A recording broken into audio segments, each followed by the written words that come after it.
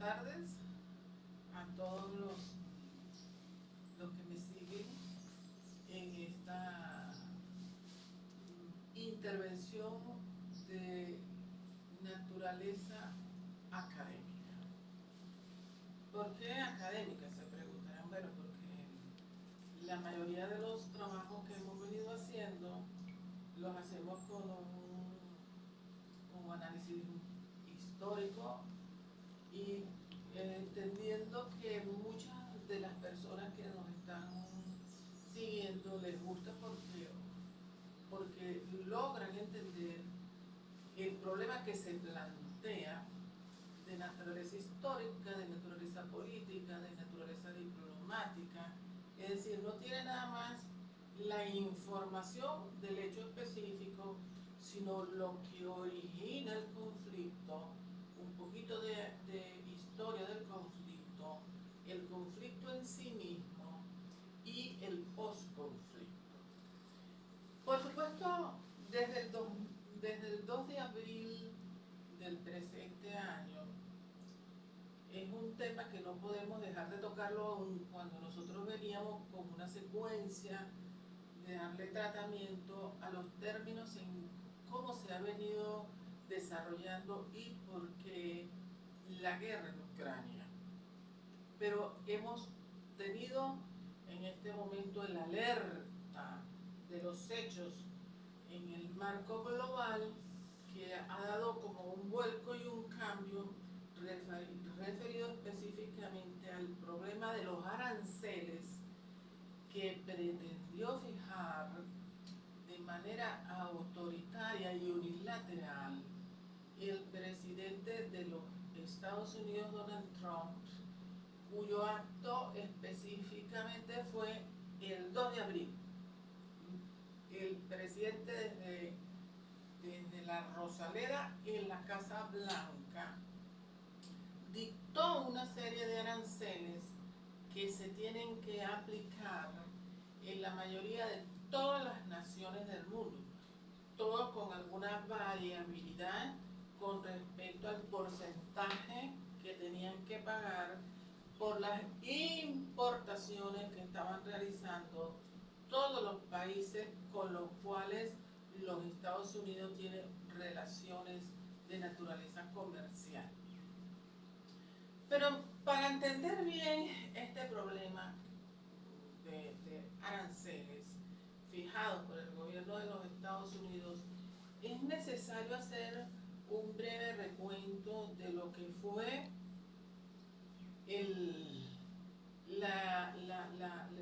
la imposición del globalismo o del globalismo neoliberal en el mundo y cómo se fue desarrollando esa realidad. Por lo cual deberíamos entender que la imposición arancelaria por el presidente de los Estados Unidos, Donald Trump, el 2 de abril, que de paso lo declaró Día de la Independencia de los Estados Unidos,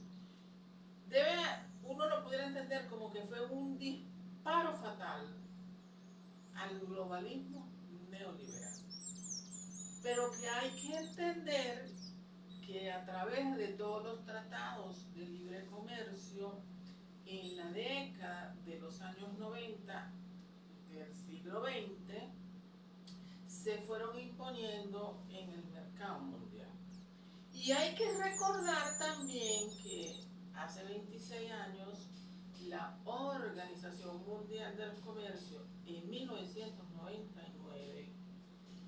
fracasó al no poder concretar lo que se denominó en 1999 la llamada Ronda del Nuevo Milenio. Esa ronda que planteaba la Organización Mundial del Comercio, que es un organismo adscrito al sistema de Naciones Unidas, al sistema del multilateralismo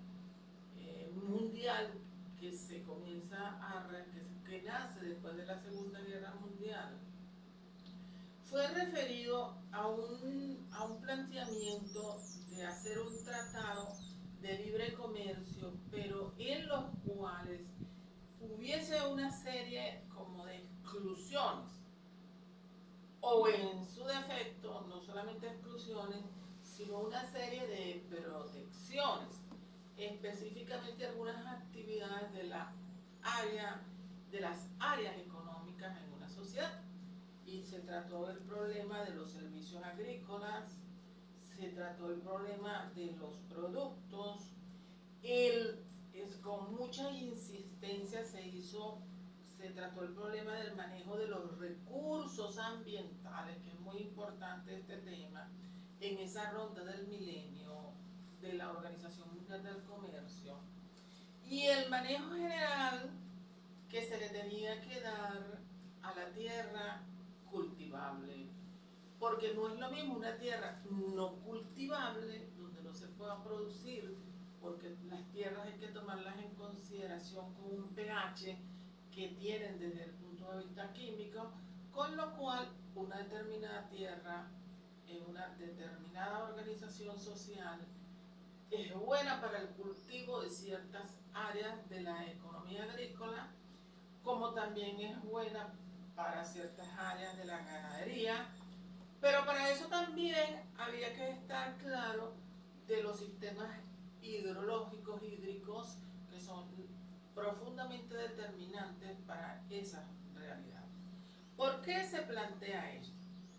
Indudablemente los Estados Unidos y sus socios europeos, que pretendían crear un mercado global sin barreras arancelarias de ningún tipo, lo único que se planteaba para darle la libertad de comercio a los grandes industriales y a los países productores de mercancías, para que esa mercancía pudiera circular sin ningún tipo de restricciones en el mundo, era todo lo referido a la sanidad y a la seguridad, porque podía darse el caso que por intermedio del transporte, sea marítimo, o sea por tierra, o sea aéreo, que se quisiera hacer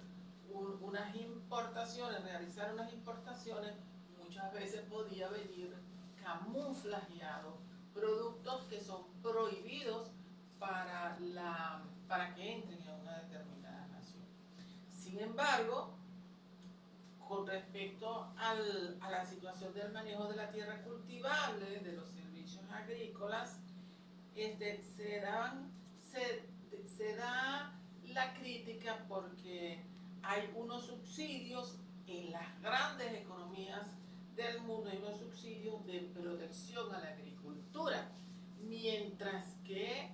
en los estados pequeños, o lo que se conocía como el tercer mundo que no puede dar esos subsidios a ciertas y determinadas producciones de la agricultura, cuando esa nación quiere hacer importaciones de un determinado rubro de la agricultura, pues no puede competir desde el ámbito comercial con una nación que está produciendo una determinada actividad agrícola en su nación. No puede competir porque ese gobierno le está dando subsidios a los productores agrícolas, y esos subsidios son específicamente en la compra de fertilizantes, en la obtención de fertilizantes, en las irrigaciones, en los trabajos especializados para que haya una buena producción, porque se ha determinado que con ciertas y determinados pesticidas y fertilizantes se produce más, y además puede haber una mayor cantidad de producción, incluso hasta para exportar. 9 años después de la ronda del milenio, en la cual fracasó la Organización Mundial del Comercio, el globalismo neoliberal se ve que hay un agotamiento en el mundo, y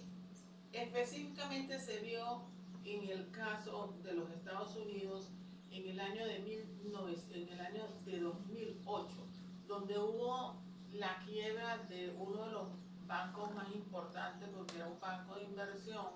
el Lehman Brothers, y este banco en los Estados Unidos llegó a la quiebra a más de 200 bancos más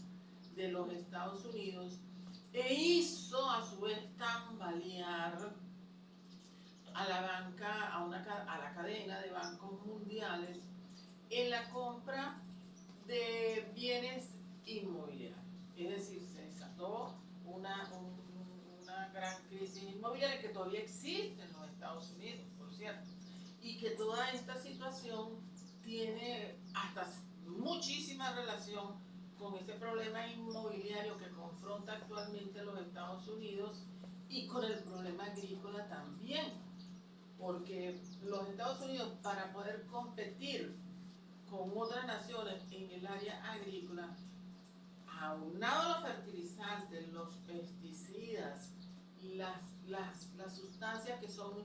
necesarias para que haya una buena producción, también se necesita buenos trabajadores que conozcan de la realización de esa actividad. Por ejemplo, los Estados Unidos necesitan actualmente más de 2.700.000 trabajadores para que puedan trabajar en la actividad agrícola. Y en la actividad de la construcción, que tiene incidencia en la actividad inmobiliaria, necesita más de 1 millón de trabajadores. De manera pues que si los Estados Unidos se quejan a través del gobierno de Donald Trump del déficit fiscal, del déficit comercial, que tiene los Estados Unidos como nación frente a otras naciones que sí producen suficientemente, es también porque no ha habido esos acuerdos y no le ha dado muchísima importancia a la comunidad internacional para fijar unas bases legales y técnicas y jurídicas que se impongan en esas condiciones. De manera pues que los aranceles de Trump han desatado la verdad de la agonía de un sistema económico que desde el 2008, con la quiebra del banco Lehman Brothers, que era un banco de inversión, en principio en el 2008 se desató una crisis financiera en el orden interno de los Estados Unidos. Esto lo tenemos que tomar en consideración porque una de las razones por las cuales el gobierno de los Estados Unidos dice que quiere imponer el sistema arancelario es porque él considera de que hay un acto de fraude comercial en el orden interno de los Estados Unidos. Por ejemplo, él alega que hay un déficit comercial de Estados Unidos con respecto a China y que desde el año 2024 ha habido en 2024 $295.400 millones importó los Estados Unidos de China, mientras que el valor de importaciones que hace los Estados Unidos de China de los Estados Unidos hacia los Estados Unidos es de $439.900 millones. Eso fue específicamente en el año 2024. Esto significó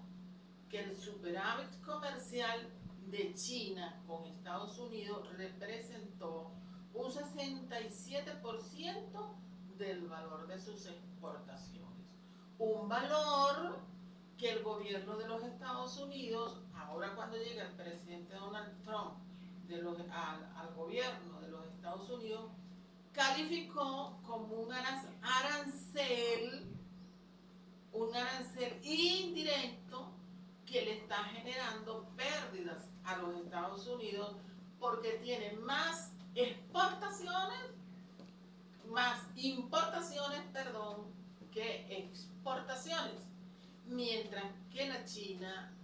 tiene menos exportaciones pero más importaciones a los países del mundo y además tiene ciertas triangulaciones con otros países que las explicaremos más adelante. Esta mitad, que significó el 67% del valor de las exportaciones con respecto a los Estados Unidos, el gobierno la calificó como un arancel que, sumado al 34% de los aranceles preexistentes, más un 20%, daban un 54% de impuestos que le estaba poniendo y que se los mantuvo, a pesar de que los Estados Unidos a China, a pesar de que el martes de esta semana, 8 de abril de esta semana, fue tanto el caos de naturaleza económico que se desarrolló en el mundo en escasos días desde el 2 de abril, que fue cuando dictó la medida el presidente de los Estados Unidos, que el presidente tuvo que replegarse porque había una caída vertiginosa en la bolsa de Wall Street en los Estados Unidos, pero también una caída en todas las bolsas más importantes de naturaleza internacional en el mundo, como la de Japón, como la china, como la alemana y como las bolsas europeas. Es decir, que los Estados Unidos entonces le estaban cobrando el gravamen establecido entre China, que a pesar de eso es el segundo exportador del mundo, es la segunda economía mundial, y a su vez eso generó también un conflicto con México, que es su aliado comercial natural, conjuntamente con Canadá y otros países. En todo caso, el presidente de los Estados Unidos, independientemente de que se repliega, y ayer da unas declaraciones donde se repliega y da un lapso de 90 días, es decir, de 3 meses, para volver a discutir el problema arancelario entre los Estados Unidos y los países del mundo. Por supuesto, esto va a mantener, y eso permitió que la bolsa y el mercado bursátil en los Estados Unidos y en otras partes del mundo, pues fueran nuevamente aumentando el valor en las cotizaciones de sus acciones, que se habían perdido y habían estado en una situación de quiebra bursátil. Ahora, ¿cómo podemos entender entonces, pero sin embargo queremos explicar, porque esto nos asaltaba una pregunta, ¿cómo podemos entender este paquete arancelario que los Estados Unidos dictó el 2 de abril? Primero dijo él, lo declaró como Día de la Independencia, pero también a su vez habló de poner unos aranceles recíprocos. Es decir, aquí hay una retórica, una dialéctica que el presidente Trump quiso imponer hacia toda la nación. Y esa dialéctica hay que entenderla, de que el gobierno de los Estados Unidos, después que ha sido él como gobierno, no como estructura jurídico-política, jurídico-social, sociopolítico, que ha querido imponer en el mundo esa retórica, esa dialéctica, desde el punto de vista de la economía liberal, es decir, desde el punto de vista de la libre apertura del mercado internacional. Eso tiene un nombre, eso se llama proteccionismo. Proteccionismo en la economía, es decir, poner aranceles, poner barreras a la libre circulación de bienes y servicios, se llama, en términos de libre mercado, en términos de libertad de economía, en términos de la libertad de contratación, de la economía financiera y de todos los órdenes, se llama, y mercantil, se llama proteccionismo en la economía. Es decir, que siendo que los Estados Unidos han sido el principal país después de la revolución industrial, de la primera revolución industrial que hubo en el mundo, que fue específicamente en Inglaterra, donde producto de la invención de la máquina de vapor, salieron a buscar otras economías a nivel internacional para poder comercializar con todos los bienes y servicios. Ahora, desde el punto de vista del libre mercado, no se puede entender ni decir que proteccionismo o aranceles recíprocos es lo mismo. No, es totalmente distinto. Eso quiere decir, recapitulando, de que el Trump, el presidente, el 2 de abril quiso poner una práctica proteccionista que desde la perspectiva de las políticas liberales, desde la perspectiva de lo que escribió, por ejemplo, Adam Smith, como se denominó la riqueza de las naciones, o lo que escribió David Ricardo desde el punto de vista de la libertad económica, o lo que han dicho infinitos economistas que han obtenido los premios Nobel de Economía, esa política proteccionista que va en contra de la libertad económica, de la libertad de mercado, de la libertad de contratación en todos los órdenes del derecho civil y del mercantilismo, fue un muro de aranceles que viola los principios fundamentales del neoliberalismo, que viola los principios fundamentales de la libre competencia, que viola los principios fundamentales de la competitividad internacional y a su vez niega una expresión que quien la puso de moda fue Adam Smith en La riqueza de las naciones, lo que se denominó la mano invisible del mercado como una mística o como un principio básico de lo que se denominó el liberalismo económico. Contra todo eso iba Donald Trump, el superhombre, el supercomerciante, el supernegociador, como él siempre se autocalificaba, el supercalificador en una sociedad, no solamente en el ámbito mercantil, en el ámbito civil, en el ámbito comercial, sino también en los efectos negativos que pueda producir una guerra, porque así se consideraba el propio Trump. Mientras esto significa que si los Estados Unidos, vanguardia del capitalismo, vanguardia de la libertad, vanguardia de las libertades económicas, impusieron los años 90 los tratados de libre comercio en casi todas las naciones del mundo para poder comercializar con los Estados Unidos y vender, exportar mercancías a un mercado que era bien competitivo, lo quiere venir a modificar el presidente de los Estados Unidos porque considera que todo ese sector industrial o esas grandes fábricas de las cuales disponían los Estados Unidos se pretendían que regresaran nuevamente para hacer el trabajo que hacen en otras naciones, en la propia nación de Estado americano. Es decir, que una nación, para que sea más competitiva, o un país, se tiene que levantar los muros arancelarios, y eso a su vez lo hace mucho más productiva, mucho más exitosa y mucho más rica. Pero por supuesto, para ser también, no debemos dejar de tocar esto, para ser más competitivo, hay un punto que es muy importante tocar, que es la mano de obra, el trabajo que presta el trabajador a una empresa, a una industria, a una fábrica, el trabajo humano. ¿Por qué la mayoría de las grandes industrias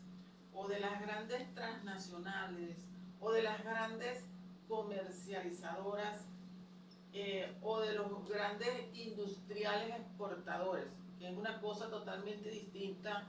a los grandes fabricantes, a las grandes productoras de mercancía,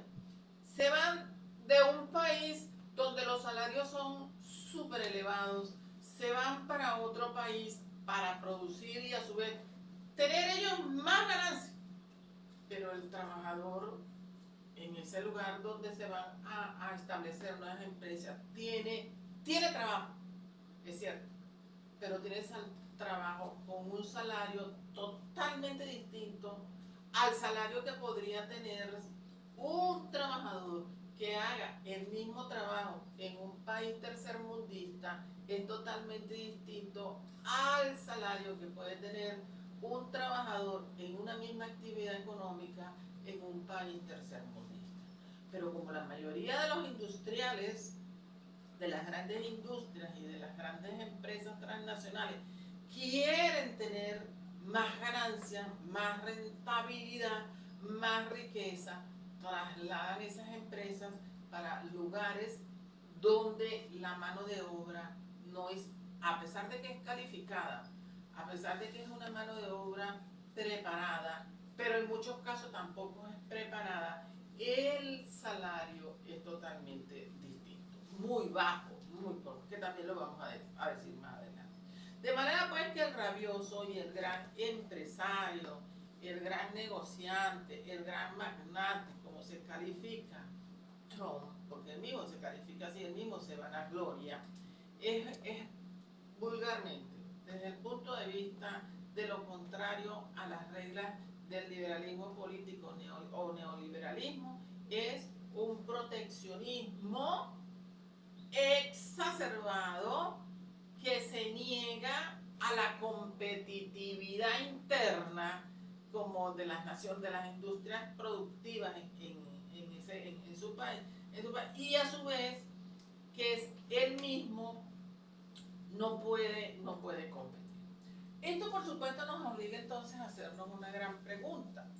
y la pregunta nos la debemos formular independientemente de que el presidente el martes 8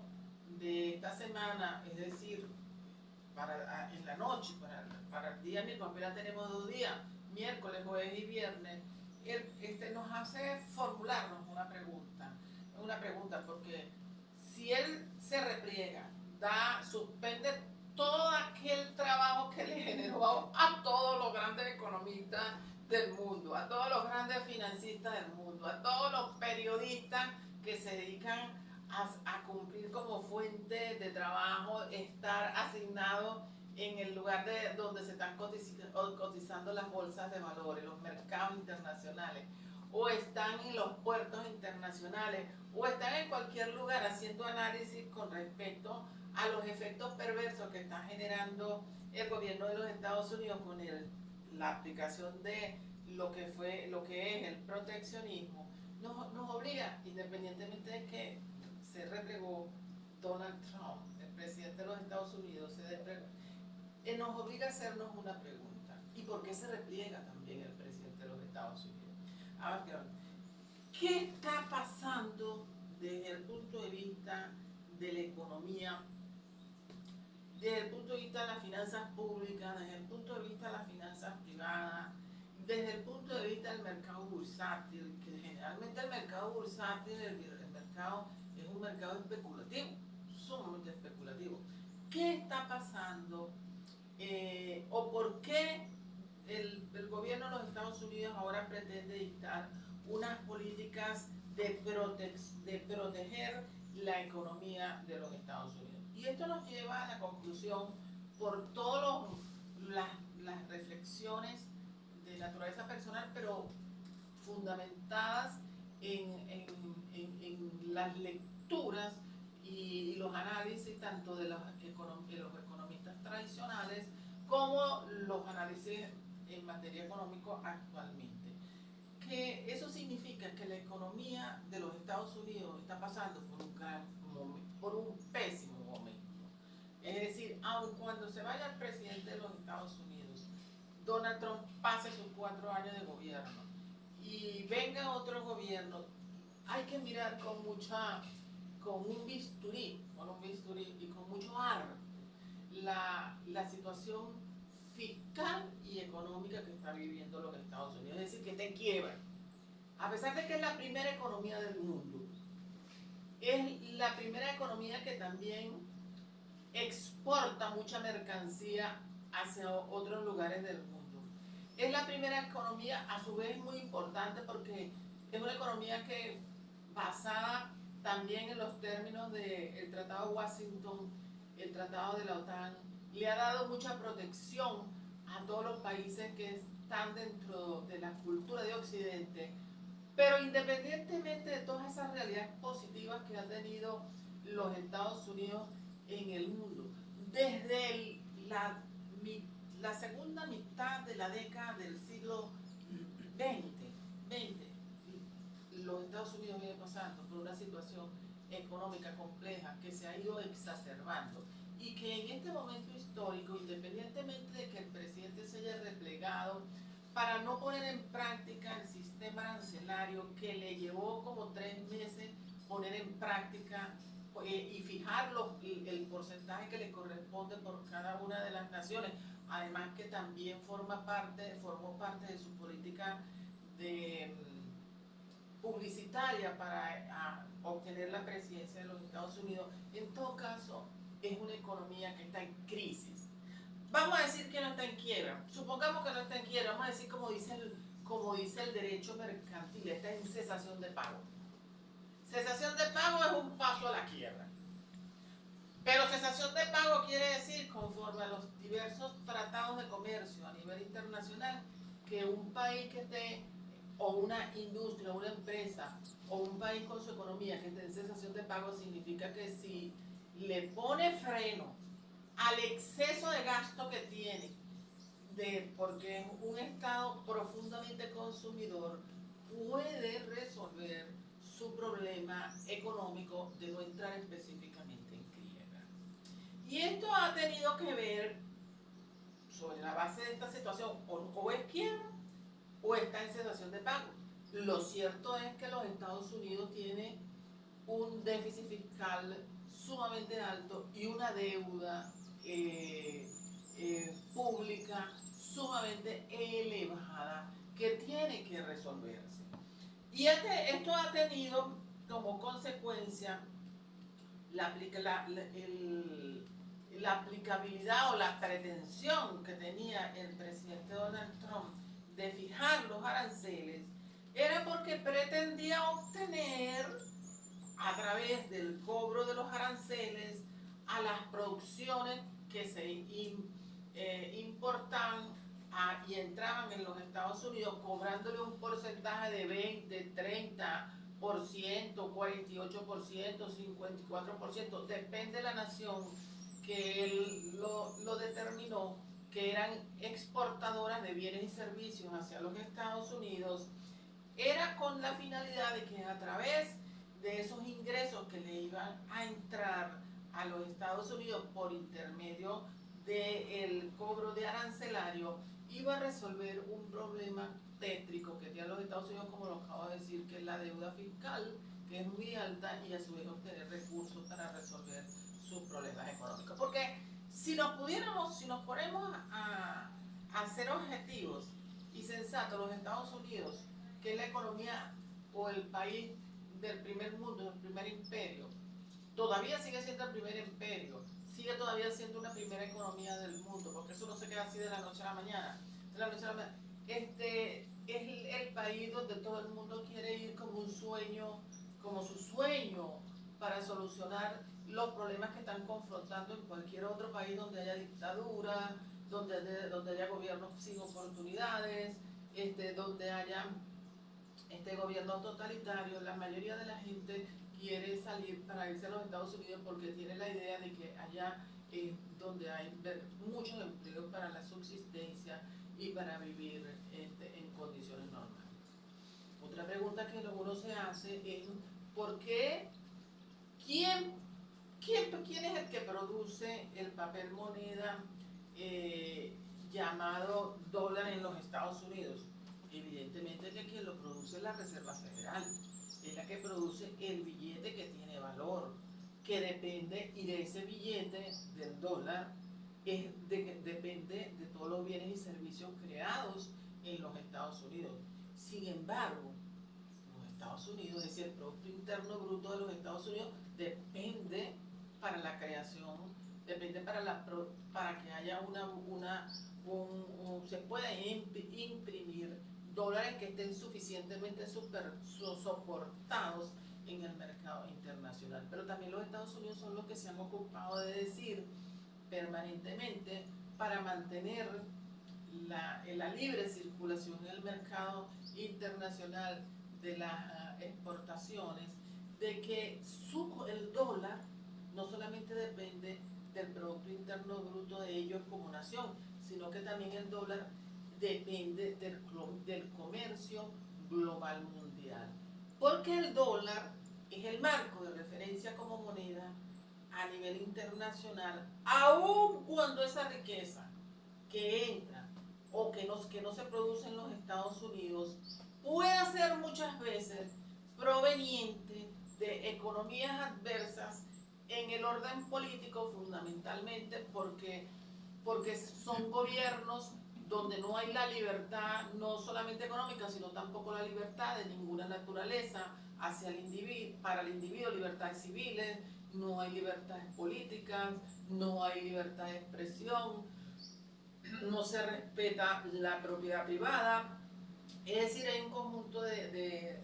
derechos humanos fundamentales que están relacionados y que tienen muchísima importancia con respecto también a la competitividad. Esas economías, como por ejemplo la rusa y la china, son también economías que exportan mercancía, que llegan a los Estados Unidos, pero hay un grave problema. La mayoría de esos países no tributan en los Estados Unidos, sino pagan impuestos internamente en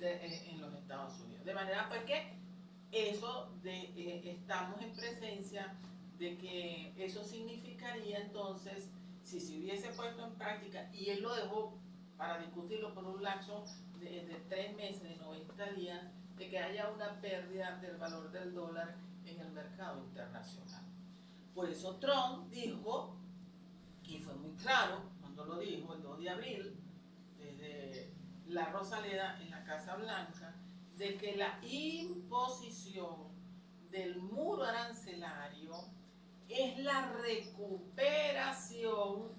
del sistema industrial productivo que tuvo los Estados Unidos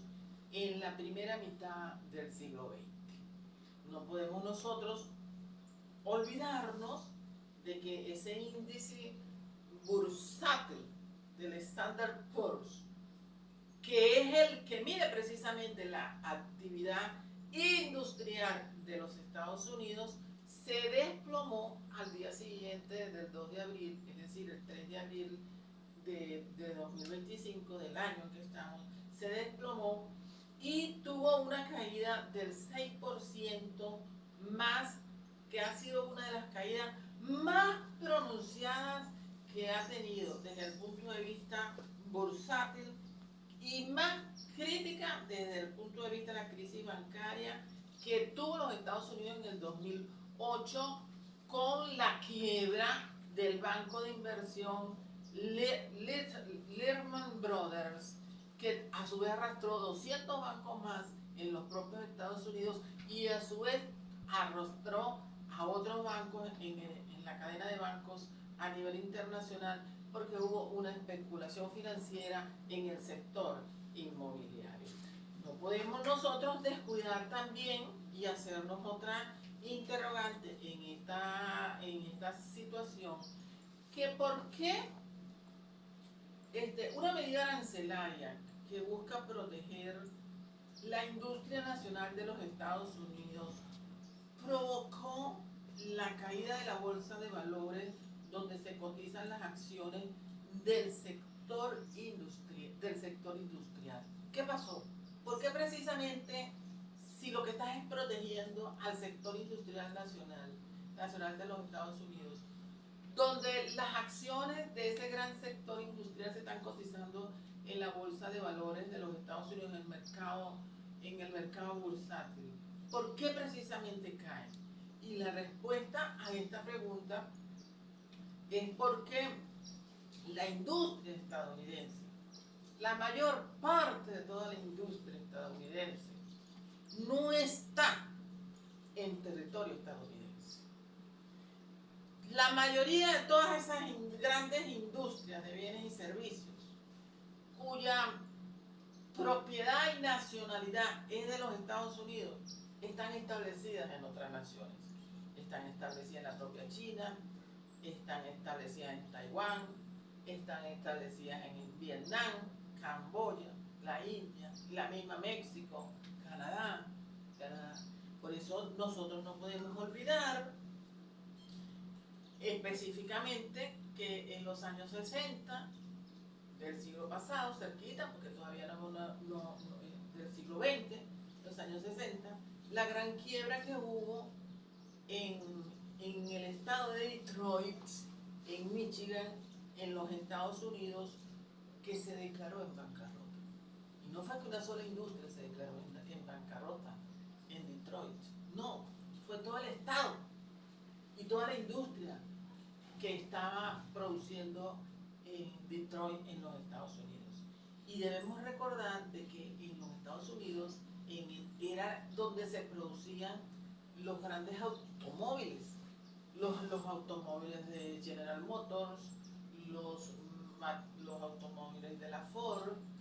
los automóviles de la Chrysler, Todo eso fue el centro de orgullo de los Estados Unidos originariamente. Ahora, ¿qué significó esto? Que con la globalización de la economía, la mayoría de todas estas grandes industrias se fueron para el Japón, otros están como maquiladoras en China, incluso en la misma Canadá, se fueron de manera pues que, y para otras naciones de Asia, de manera pues que ahora en los Estados Unidos los carros que usted en la propia nación, internamente en los Estados Unidos, los carros que están circulando son carros de tecnología japonesa, de tecnología china, de tecnología alemana, de tecnología francesa, y en muchos casos, a pesar de que eran con el traspaso de las tecnologías, de la tecnología de los Estados Unidos, para hacer esos acuerdos con otras naciones, para reformular la industria también muchos de esos del sector automotriz ya no depende propiamente de conformidad con las leyes de autor y de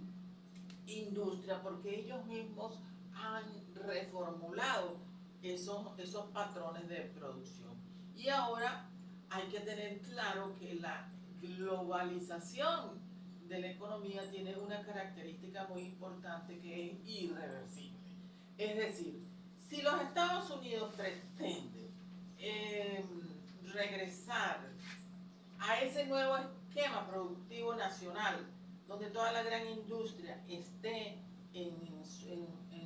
su país, eso va a ser muy, muy complejo. Aunque,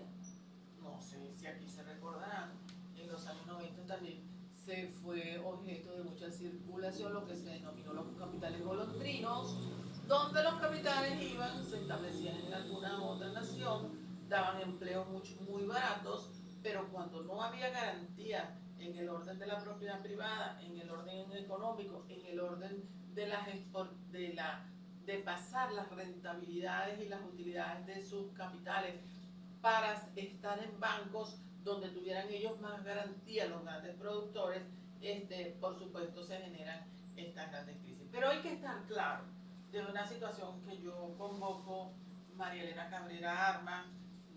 de profesión abogado, periodista, que ya vamos a concluir este trabajo en el día de hoy, es que todavía el problema que genera dumping en el ámbito internacional no ha sido totalmente resuelto, independientemente de que haya habido un desarrollo del neoliberalismo en el orden de la producción, porque la mayoría de los salarios en los países para donde se pasaron esas grandes industrias a producir esos grandes salarios, esos son muy pobres. Por ejemplo, en Bangladesh, el salario mínimo de un trabajador en Bangladesh es de $125. Y anual lo que recibe un trabajador de Bangladesh, donde están las grandes fábricas de producción de ropa para exportarlas hacia los Estados Unidos, que es lo que consume el estadounidense normal. porque el estadounidense normal es igual que en cualquier parte del mundo, no va a estar comprando ropa sumamente costosa en tiendas donde se hacen exclusividades, sino que vas a entrar a las grandes factorías a comprar la ropa que le resulta más económica. Esas ropas vienen de Bangladesh,